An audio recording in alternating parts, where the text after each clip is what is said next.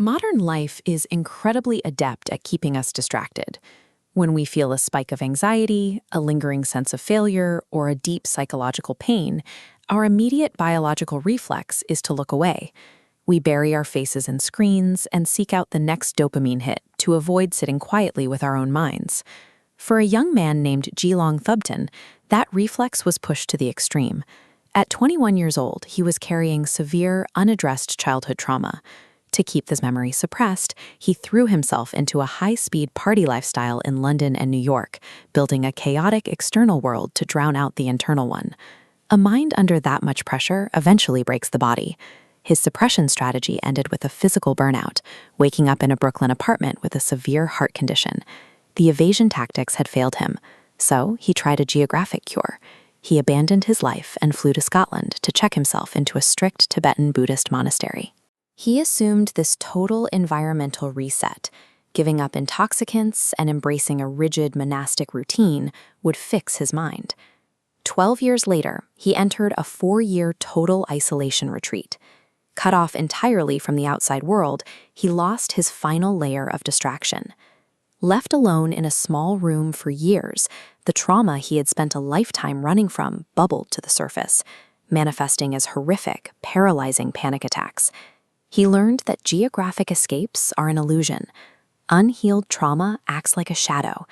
You can run to the end of the earth and lock yourself in a remote room, but you cannot outrun your own mind. Isolation alone couldn't resolve the conflict inside him. The pressure reached such a breaking point that Thubten literally ran.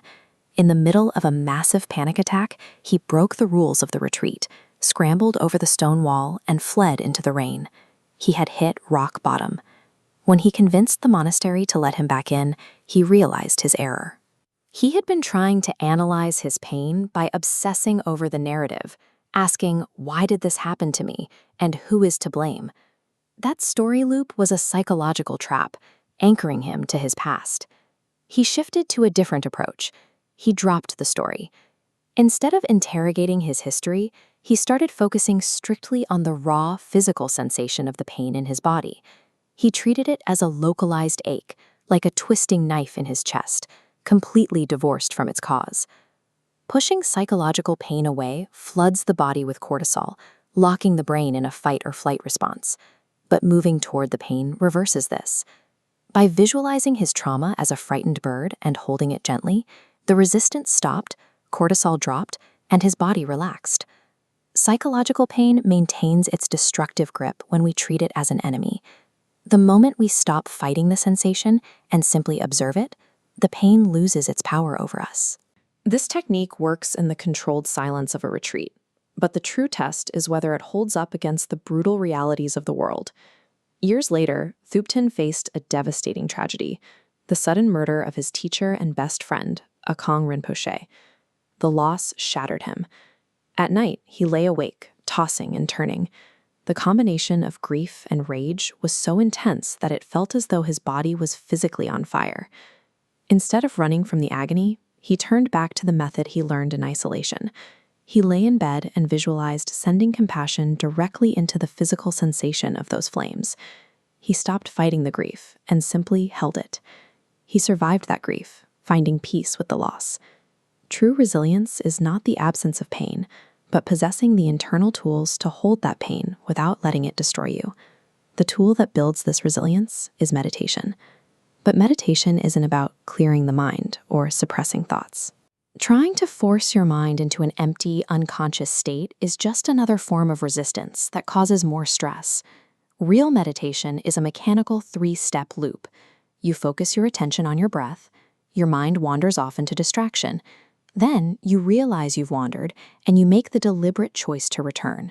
Waking up inside that distraction is the entire point. Every time you catch your mind wandering and pull it back to the present, you are flexing the muscle of your awareness and strengthening the neural pathways of self-control. This awareness is like the sky, and our thoughts, the anger, the trauma, the grief, are the clouds. They can be dark, heavy, and violent, but the clouds are not the sky. No matter how brutal the storm gets, the vast space observing the weather remains untouched. It can hold the clouds without being defined by them. This perspective is what makes forgiveness possible. When we're trapped in the story of what someone did to us, the anger feels solid, like a permanent part of our identity.